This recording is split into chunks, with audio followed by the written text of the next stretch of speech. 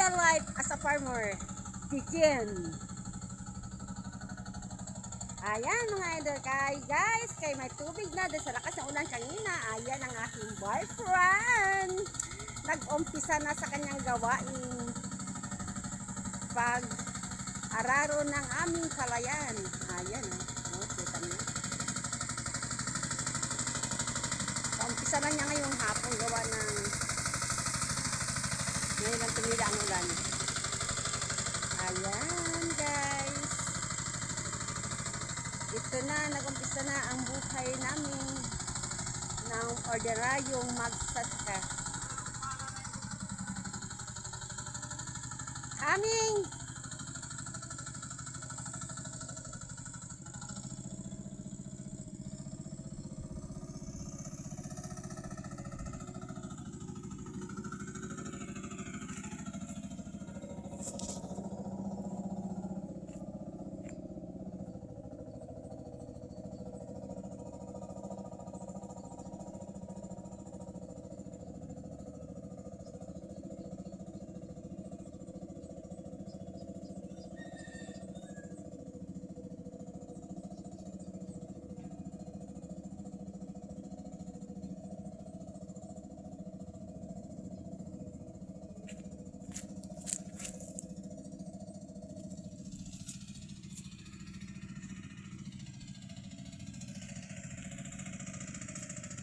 Dahil nag-umpisa na siya sa kanyang pagsasaka mga guys, kaya ayun, syempre ang assistant, ako ang taga-bit-bit ng kanyang mga pangailangan. Ayan, ang assistant is ready na para sa aming pagsasaka. Ganyan mga idol, pag nag-umpisa yung asawa ko sa pagsasaka namin sa aming palayan, ako ang assistant, taga-bit-bit ng lahat ng kanyang kailangan. Oh, kaya ayan. So, di ba na at least makatanim na kami. Umpisa na. Umpisa na ang pagtatrabaho namin dito sa aming sakahan.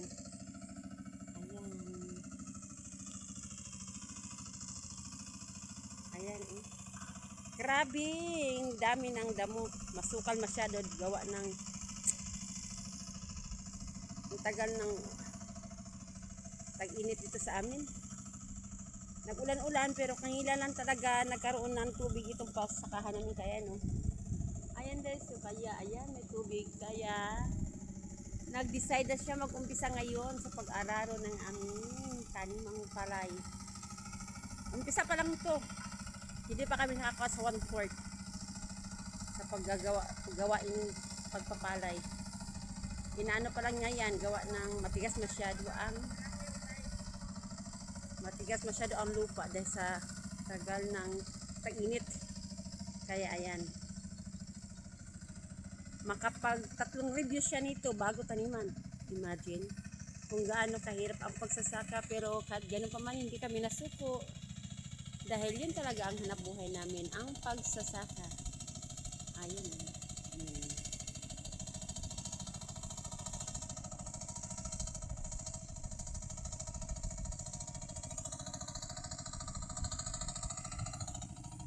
Hello guys. Ito na. Ayan. Maitim pang ulap. Makahulan ito mamayang gabi pa. Hindi mas maganda para mas dumami ang tubig.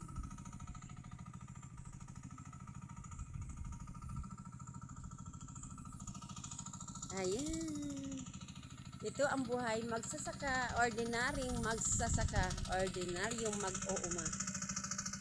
Kami-kami lang. Pero pag nagtanim ng palay, nagbabayad kami ng tao na magtanim. Pero pag ang pag-araros, siya lang.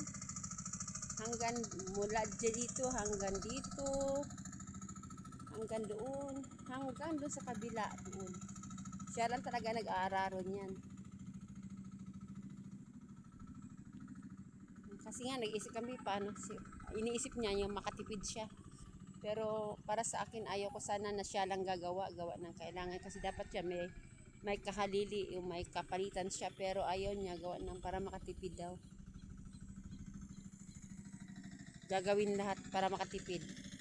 Tapos ako naman, natulong din ako sa pagbubunot ng mga punda. Ayan. Thank you for watching guys. Happy farming.